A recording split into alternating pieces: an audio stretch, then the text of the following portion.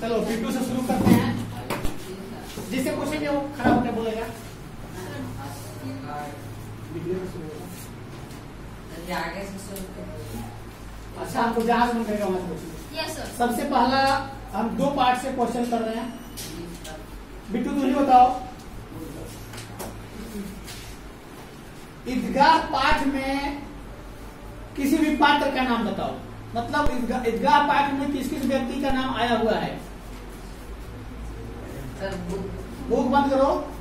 ईदगाह पाठ में किसी बच्चा का नाम आया हुआ था। बच्चा कहीं गया हुआ था, मेला गया था। ओके, और उसने क्या करता था, पढ़ाया गया पाठ है। वह बच्चा चिमटा खरीदा था। उस बच्चे का नाम बता सकते हो? हमीद नाम है। उसकी दादी क्यों रो रही थी? कुछ भी बोलो। वो अकेला जा रहा था, इसलिए कि कैसे जाएगा ना जाएगा, दोस्तों के साथ किस तरह से होगा ना होगा। दूसरी बात यह थी कि उसके पास किसी को देने के लिए कुछ नहीं था, इसीलिए रो रही थी। तो बोलो जी।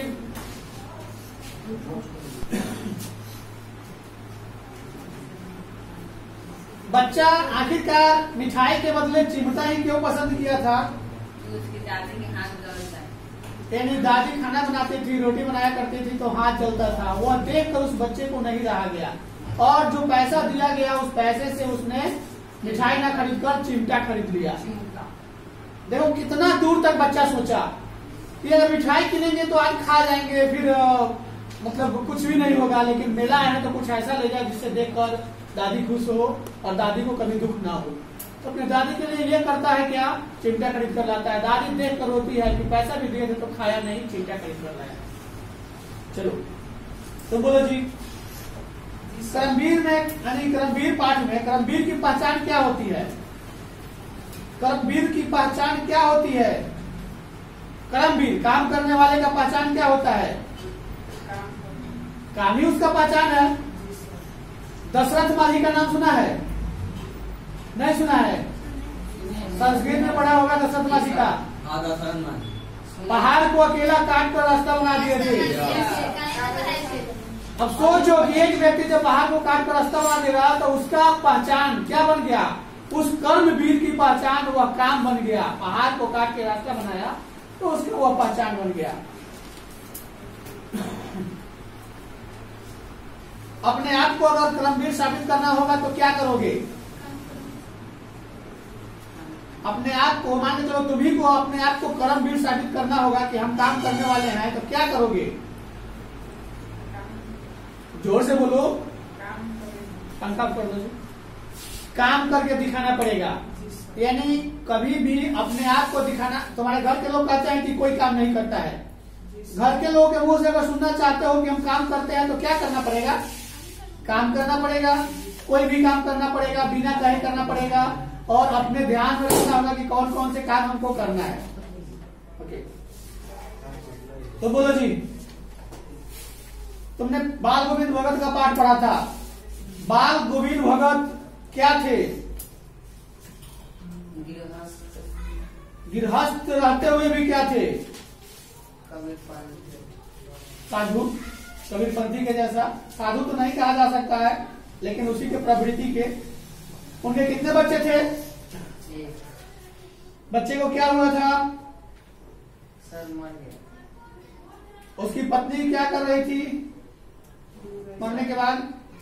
रो रही थी। मरने के बाद उस औरत का क्या हुआ? सर उसका मायके भेज दिया। किसने भेजा? बाल गोविंद भगत। बाल गोविंद भगत क्या सोचकर उसको मायके भेजे?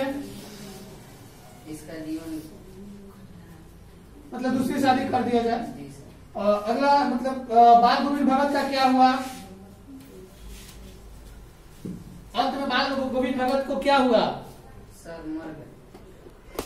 कैसे मरे? बाल गोविंद भगत की मृत्यु कैसे हुई? सर रोज गाना गाते थे और स्नान कर कर और उस दिन नहीं गाए इसलिए। नहीं गाए इसलिए नहीं, डेली गाया करते थे। उस दिन उनकी प्राण जाने से पहले ही छूट गई थी। लोगों ने सोचा कि आज आवाज नहीं आ रही है, गाना नहीं हो रहा है, नहीं बज रहा है, डफली नहीं बज रही है, तो जाकर देखा लोग तब तक वो चल बसे थे, यानी चलते फिरते उनकी मृत्यु हो गई थी। ठंडा हो, बरसात हो, गर्मी हो, वही कपड़ा पहनते थे, अब ठीक वैसे ही डेली स्नान करने जाया करते थे तालाब पर। बाल गोविंद भगत ने रोने वालों से क्या कहा? तो मर गया, अब रोने से क्या फायदा, यानी आत्मा परमात्मा के साथ जा चुका है, मिल चुका है, यहाँ रोने से कोई फायदा नहीं है। अगर सारा लोग यह जान जाए कि एक दिन सब किसी को मरना है तो रोना ही बंद कर देगा लोग। लेकिन लोगों के मन में रहता है लोभ, लालच, हम जी रहे हैं, हम गलत कर रहे हैं तो वो भी जीता तो गलत करता है।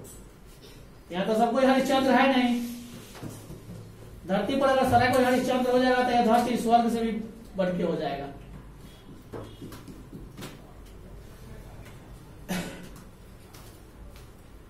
मरने के बाद बाल गोविंद भगत बेटे को कहाँ सुलाए थे? नीचे चटाई बिछाकर।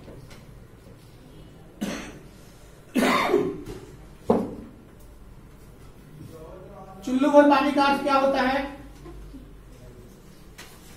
चुल्लू भर पानी में डूबना। चुल्लू भर पानी का अर्थ यानी कि जिंदगी थोड़ी सी है, यहाँ पे हो जाएगी। चुल्लू भर की जिंदगी है, थोड़ी सी की जिंदगी है। 50-60 साल हम लोग जीते हैं, वह जिंदगी नहीं है। उतना ही में कुछ करके जाना होता है, अगर नहीं करते हैं तो कोई नाम नहीं लेता है। चलो तुम बोलो जी। हुंडरू कहाँ है? हुंडरू पढ़ाए थे। हुंडरू जल प्रपात के बारे में पढ़ाए थे, कहाँ है?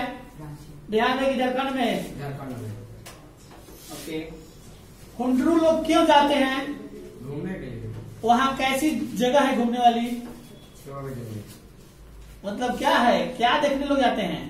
पहाड़, नदियाँ, झील, झील, तालाब, झील तो एक हो गया, और नदियाँ तो एक हो गया। जो मेन शब्द है वो तो बोला ही नहीं।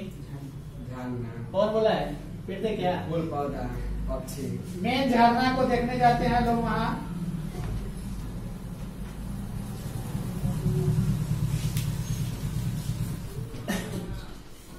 कितनी फुट ऊंचा है जी झरना? लगभग 243। 243। झरने से पानी जब गिरता है तो कैसा लगता है? सुंदर दृश्य, सुंदर दृश्य देखने को मिलता है।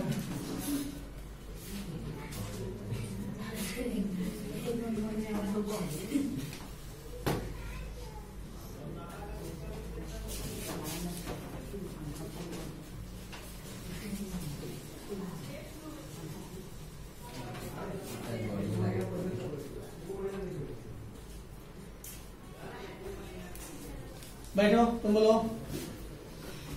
ठेस जो पाठ है, इसमें कौन मेन पात्र है? ठेस पाठ का मेन पात्र कौन है? नाम सुना है? बताने वाले को से पिटा जाएगा, किताब खत्म हो गया है। इसमें मेन कौन है जी? ठेस पाठ का मुख्य पात्र कौन है? डेली आएगा तब तो जानेगा ना। डेली आता है? नहीं आता है। ठेस पाठ पढ़ाए थे जी? इसका मुख्य पात्र कौन है? सिरचंद किसके यहाँ काम कर रहा था? सिरचंद किसके यहाँ काम कर रहा था? जा, किसी को नहीं पता। खेत में काम कर रहा। थप्पड़ खाएगी क्या? किसके यहाँ काम कर रहा था? बुआ के यहाँ। मतलब गांव की एक अच्छा व्यक्ति था, वहाँ एक लड़की आई हुई थी उस घर, मतलब शादी हो गया था उसका, कोलकाता में वो आई हुई थी अपने घर, तो उसको ये बुआ कहता था, बुआ के घर काम करता था। और सिरचंद को लोग कामचोर क्यों कहते थे? कोई बोलो, सिरचंद को कामचोर क्यों कहा जाता था? बेकार था, उसके जैसा कोई कलाकार हुआ ही नहीं, तो बेकार कैसे हो गया जी? सिरचंद को लोग इसलिए कामचोर समझते थे कि सब लोग जाकर खेत में कुछ काम कर लिया होता था, तब हाथ हिलाते हुए जाता था और धीरे धीरे काम करता था और खाने को ज्यादा चाहिए, मतलब चटोर था। लालची चटोर था, खाने में चटोर था, इसलिए उसको कामचोर कहा गया। सिरचन को क्या ज्यादा पसंद था जी? भुला गया सब। घी के डाली खखोरन, घी, हाँ वही सबसे ज्यादा उसको पसंद था। दूध में छाली सर एक आदमी में बोल के खाता था। तो इस तरह चूड़ा मिल सकता है। हाथ में सिरचन को लोग काम के लिए कम बुलाते थे, ऐसा क्यों? तो काम जो कुछ बोल देते थे तो बीच में काम छोड़ के चल जाता था। इस पाठ में नेथु का बात आया है। नेथु नेथु का मतलब क्या होता है? जिसे बताया गया है कि सिरचन को देखते ही माँ खुलास कर कहती, आओ सिरचन आज नेथु मत रही थी। नेथु तो याद आई। नेथु का मतलब क्या होता है? सब्जी में होता है खाना। अपने भाषा में नेउन मतलब दही को मथ कर जो निकाला जाता है और उसको जो गर्म करके घी निकाला जाता है। दही के मथने के बाद जो निकलता है ना, वो माथा बन जाता है, वो तो माठा वाला हो जाता है। वो जो वासा निकलता है मथने के बाद, छाली और तुम लोग उसको अपने भाषा में कुछ और भी कहा जाता है। उसको हम लोग नेउन कहते हैं इस तरह से। माथा नहीं, नेउन मट्ठा तो अलग हो गया, नीचे वाला पानी वाला भाग हो गया, और ऊपर जो घी के रूप में निकल जाता है छान देते हैं। हाँ। छाली मक्खन बोलो उसको। मक्खन तो उसे पहले ना मक्खन तो वो दूध का छाली को ही कहा जाता है एक तरह से मान लो। तो वो वही भाग है, वासा मेन है वो। तो वही मक्खन यानी कि वो घी निकालने के समय, घी डालने के बाद दाढ़ी जो होता था, इसलिए खखोरन के बारे में ज्यादा लालची हुआ करता था सिरचन। जो कोई बुलाएगा तुरंत आ जाया करती थी।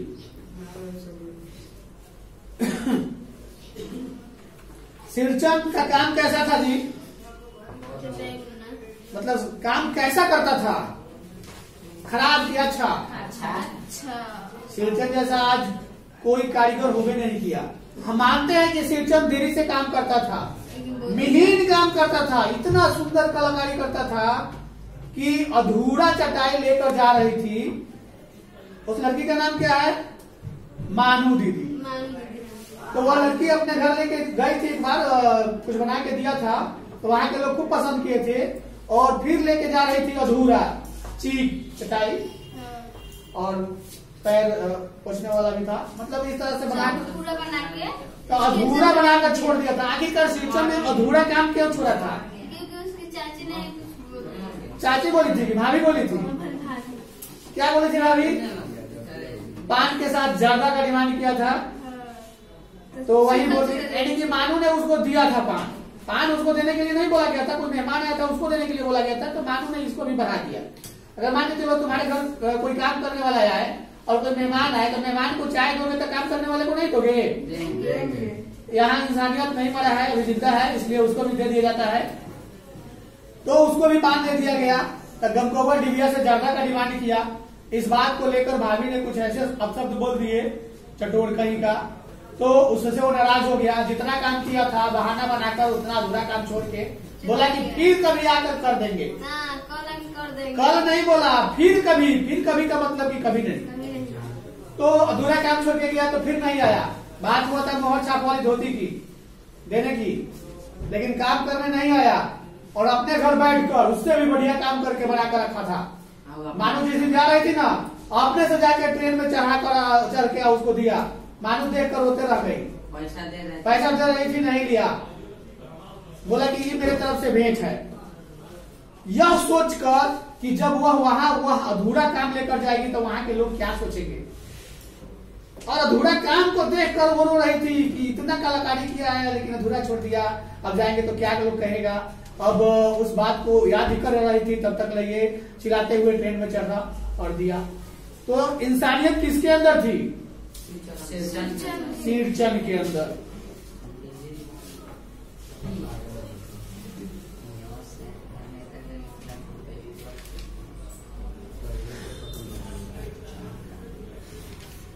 कुछ भी याद है कि नहीं?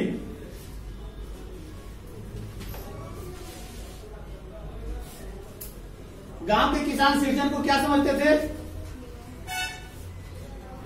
कामचोर। अच्छा, इस पाठ से तुम लोगों को क्या सीख मिलता है? पाठ है वो है, हालांकि इस पाठ का तो लेखक पंडित सोना चले थी।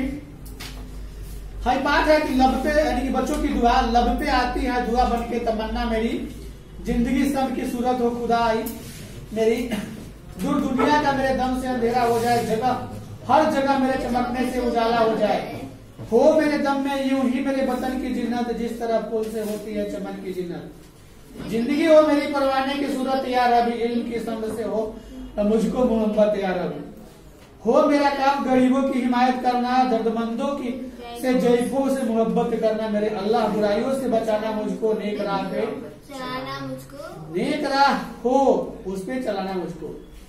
इस कविता में बच्चों ने भगवान से दुआ किया और बोला कि लब पे आती है दुआ बन के तमन्ना मेरी, यानी हमारे मन के अंदर एक सोच आती है, मेरी तमन्ना होती है कि जिंदगी स्तंभ की सूरत हो खुदाई मेरी, हमारी जिंदगी हर किसी को काम आ जाए, हर किसी के काम आ जाए, दुख दर्दों का काम आ जाए, दूर दुनिया का मेरे दमन से अंधेरा हो जाए, हर जगह यानी मैं पढ़ लिख कर ऐसा बन जाऊं कि मेरे कुछ करने से दुनिया का दुख दूर हो जाए, हर जगह मेरे चमकने से उजाला हो जाए, मेरे ज्ञान पाने से हर जगह उजाला हो जाए, मैं ऐसा ज्ञान पाऊं जो दुनिया को दे सकूं और उससे दुनिया अंधकार से निकल पाए। क्या जाएगा बिट्टू? हो मेरे दम से यूं ही मेरे वतन की जिन्नत, जिस तरह फूल से होती है चमन की जिन्नत, मेरे वतन मेरे होने से वतन को कुछ खुशियां मिले, या वतन को लगे कि हाँ कोई वतन को सींचने आ गया, संवारने आ गया, जिस तरह से एक मालिक फूल को सींचता है उस प्रकार फूल वो खिलते रहता है। जिंदगी हो मेरी परवाने की सूरत या रब, इल्म की समझ से हो मुझको मोहब्बत या रब, हो मेरा काम गरीबों की हिमायत करना, गरीबों की हिमायत करना यानी गरीबों की काम करना, देखभाल करना, गरीबों का दुख दर्द को समझना, दर्दमंदों के जयफों के से मोहब्बत करना, दर्दमंदों के पास जाना, उससे मोहब्बत प्यार करना और उसके दुख दर्द को बांटना, मेरे अल्लाह बुराई से बचाना मुझको, यानी हम कभी गलत रास्ते पे जाए तो उससे मुझको बचाना, जो नेक राह हो ये अल्लाह उसी पे मुझको चलाना। बैठो तुम तो बोलो जी, अशोक शास्त्र का त्याग क्यों किया? अशोक शास्त्र का त्याग क्यों किया? अशोक का नाम सुना है? हाँ, जी सर। बौद्ध धर्म को